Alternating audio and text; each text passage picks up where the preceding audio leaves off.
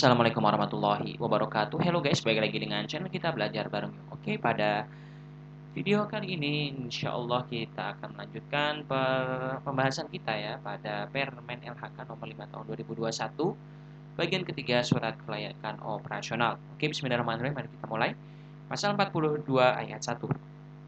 Penanggung jawab usaha dan atau kegiatan wajib AMDAL atau KLPL yang melakukan kegiatan pembuangan emisi wajib memiliki instalasi pengendali emisi yang telah mendapatkan SLO atau surat layak operasi ya. Ayat keduanya, untuk mendapatkan SLO sebagaimana dimaksud pada ayat 1, penanggung jawab usaha dan atau kegiatan menyampaikan laporan telah diselesaikannya pembangunan alat pengendali emisi kepada Menteri, Gubernur atau Bupati Wali Kota sesuai dengan kewenangan penerbitan persetujuan lingkungan. Ayat 3, laporan sebagaimana dimaksud pada ayat 2 dilengkapi dengan dokumen A. Perizinan berusaha, B. Persetujuan lingkungan, C. Persetujuan teknis, D. Hasil pemantauan emisi, E. Dokumen kontrol jaminan atau jaminan kualitas quality assurance atau quality control mengenai tata cara uji emisi, dan F. Sertifikat registrasi laboratorium lingkungan. Pasal 43 ayat 1.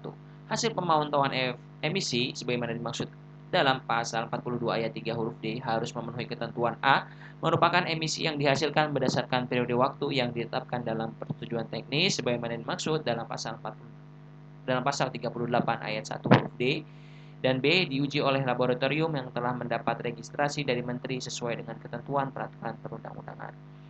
Ayat 2, dalam hal emisi yang dipantau telah mencapai batas waktu sebagaimana dimaksud pada ayat 1 huruf A, penanggung jawab usaha dan atau kegiatan dilarang membuang emisi ke udara ambien sampai mendapatkan arahan perbaikan atau penerbitan SLO. Pasal 44 ayat 1, terhadap laporan sebagaimana dimaksud dalam pasal 42 ayat 2, Menteri, Gubernur atau Bupati Wali Kota sesuai dengan kewenangannya melakukan verifikasi paling lama 5 hari sejak laporan diterima. Ayat 2, dalam pelaksanaan verifikasi ya sebagaimana dimaksud pada ayat 1 ini, A. Menteri menugaskan pejabat pimpinan tinggi media yang membidangi pengendalian pencemaran dan kerusakan lingkungan, atau B. Gubernur atau Bupati Wali Kota menugaskan pejabat yang membidangi lingkungan hidup. Pasal 45. Verifikasi sebagaimana dimaksud dalam pasal 44 ayat 1 dilakukan untuk A. Memastikan kesesuaian antara standar teknis pemenuhan baku mutu emisi dengan pembangunan sarana dan prasarana pengendalian pencemaran udara, dan B. Memastikan berfungsinya sarana dan prasarana pengendalian pencemaran udara serta terpenuhinya baku mutu emisi yang ditetapkan dalam persetujuan teknis. Pasal 46, kesesuaian standar teknis sebagaimana dimaksud dalam pasal 45 huruf A meliputi A. Desain sistem instalasi pengelolaan emisi, B. Kapasitas instalasi pengelolaan emisi, C. Dimensi dan ketinggian cerobong berdasarkan persetujuan teknis atau standar teknis, D. Sarana dan prasarana sampling, E.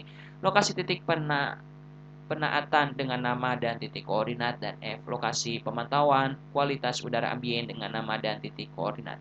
Pasal 47 ayat 1, untuk memastikan berfungsinya sarana dan prasarana serta terpenuhnya baku mutu emisi sebagaimana dimaksud dalam pasal 45 huruf B dilakukan dengan cara A. Mengevaluasi parameter operasional sistem pengendalian emisi, B. Mengevaluasi efisiensi sistem pengendalian emisi, C. Membandingkan hasil uji emisi paling lama 2 bulan terakhir dengan nilai baku mutu emisi, dan D. Alat pengendali beroperasi normal. Ayat 2, uji emisi sebagaimana pada ayat 1 huruf C dilakukan melalui laboratorium yang telah mendapat registrasi dari Menteri sesuai dengan ketentuan peraturan perundang-undangan. Pasal 48. Hasil verifikasi persetujuan teknis sebagaimana maksud dalam pasal 45, 46, dan 47 disusun dalam berita acara dengan menggunakan format yang tercantum dalam lampiran 17 dalam peraturan menteri ini ya. Pasal 49 ayat 1. Berita acara sebagaimana dimaksud dalam pasal 48 berisi pernyataan usaha dan atau kegiatan A sesuai persetujuan teknis atau B tidak sesuai persetujuan teknis. Ayat 2, dalam hal hasil verifikasi menyatakan usaha dan atau kegiatan A sesuai persetujuan teknis, maka pejabat sebagaimana dimaksud dalam pasal 44 ayat 2 menerbitkan SLO ya, surat layak operasinya diterbitkan. Oke ya. Kemudian yang B, tidak sesuai persetujuan teknis. Pejabat sebagaimana dimaksud dalam pasal 44 ayat 2 menyampaikan arahan. 1. Perbaikan sarana dan prasarana. 2. Perubahan persetujuan teknis dan atau persetujuan lingkungan, dan atau 3. Jangka waktu perbaikan. Ayat 3. Penerbitan SLO dan arahan dilakukan paling lama 3 hari kerja sejak diselesaikannya verifikasi. Ayat 4, SLO dan arahan. Sebagaimana dimaksud pada ayat 3 disampaikan kepada penanggung jawab usaha dan atau kegiatan. Pasal 50 ayat 1. Penanggung jawab usaha dan atau kegiatan melakukan perbaikan paling banyak 1 berdasarkan arahan sebagaimana dimaksud dalam pasal 49 ayat 2 huruf B.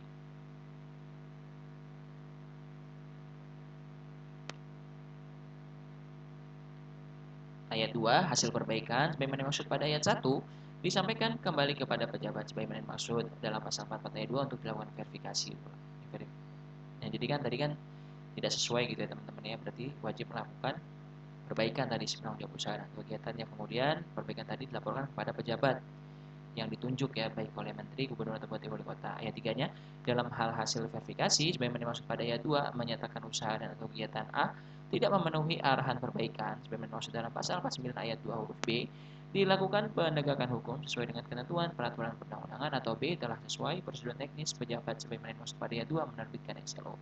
Sehingga yang tidak sesuai dengan hasil tidak sesuai gitu ya setelah verifikasi pertama itu maka diwajibkan untuk melakukan perbaikan. Kemudian penanggung jawab usaha dan kegiatan melakukan perbaikan dan dilaporkan kembali ke pejabat yang ditunjuk tadi. Lalu bila telah memenuhi persetujuan teknisnya, maka diterbitkanlah si SLO tadi. Namun bila tidak sesuai dengan arahan perbaikan gitu ya yang diberikan, maka si penanggung jawab usaha dan kegiatan itu melakukan penegakan hukum sesuai dengan ketentuan peraturan perundang-undangan. Kita lanjut ke pasal 51 ayat 1. Penanggung jawab usaha dan atau kegiatan yang telah menyelesaikan proses penegakan hukum menyampaikan kembali laporan sebagaimana dimaksud dalam pasal 42 ayat 3 disertai surat keterangan yang menyatakan telah selesainya proses penegakan hukum yang diterbitkan oleh pejabat yang berwenang. Ayat 2, ketentuan mengenai penyampaian laporan sebagaimana dimaksud dalam pasal 42 dan pasal 44 berlaku secara mutatis mutandis untuk penyampaian laporan sebagaimana dimaksud pada ayat 1 ini. Pasal 52 ayat 1, SLO sebagaimana dimaksud dalam pasal 49 ayat 2 huruf A dan pasal 50 ayat 3 huruf B digunakan sebagai dasar bagi A. Dimulainya operasional usaha dan atau kegiatan dan B. Pengawasan ketaatan penanggung jawab usaha dan atau kegiatan dalam perizinan berusaha. Ayat 2, SLO sebagaimana dimaksud pada ayat 1 disusun dengan menggunakan format sebagaimana tercantum dalam lampiran 18 yang merupakan bagian terpisahkan dari peraturan menteri ini. Bab keempat, ketentuan peralihan pasal 53 ayat 1. Pada saat peraturan menteri ini mulai berlaku, usaha dan atau kegiatan A yang telah memiliki perizinan pembuangan dan atau pemanfaatan air limbah dinyatakan tetap berlaku sampai berakhirnya usaha dan atau kegiatan. B. Yang sedang dalam proses permohonan perizinan pembuangan dan atau pemanfaatan air limbah baru atau perpanjangan sebelum tanggal 2 Februari 2021 dan telah dinyatakan lengkap secara administratif dan atau memenuhi persyaratan teknis dilanjutkan sampai dengan penerbitan persetujuan teknis dan atau SLO sesuai dengan ketentuan peraturan menteri ini. Atau C, yang melakukan kegiatan pembuangan emisi tetap dapat melakukan kegiatannya sepanjang telah mencantumkan standar teknis pemenuhan baku mutu emisi di dalam persetujuan lingkungannya. Ayat 2, penanggung jawab usaha dan atau kegiatan yang melakukan kegiatan pembuangan dan atau pemanfaatan air limbah wajib mengajukan perubahan persetujuan lingkungan dalam hal A.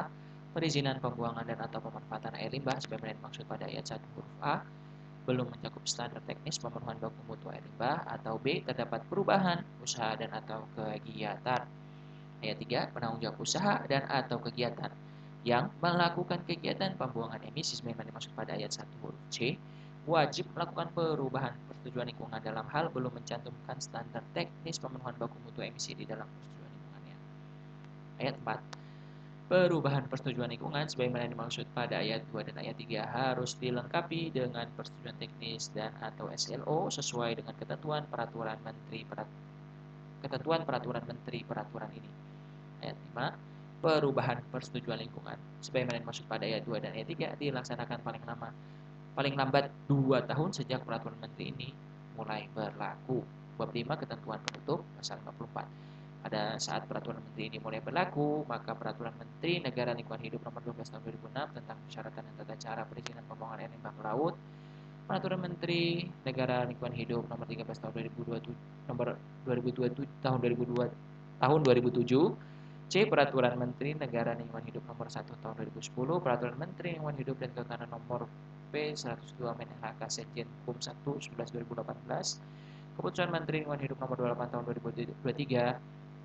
2003 dan Keputusan Menteri Negara Lingkungan Hidup Nomor 29 Tahun 2003 dicabut dan dinyatakan tidak berlaku. Pasal 55, Peraturan Menteri ini mulai berlaku pada tanggal diundangkan. Oke, teman-teman semua, itu dia pembahasan pasal dan ayat dari Permen LHK nomor 5 tahun 2021 ini. Insya Allah kita akan melanjutkan dengan lampiran-lampiran dari peraturan ini ya.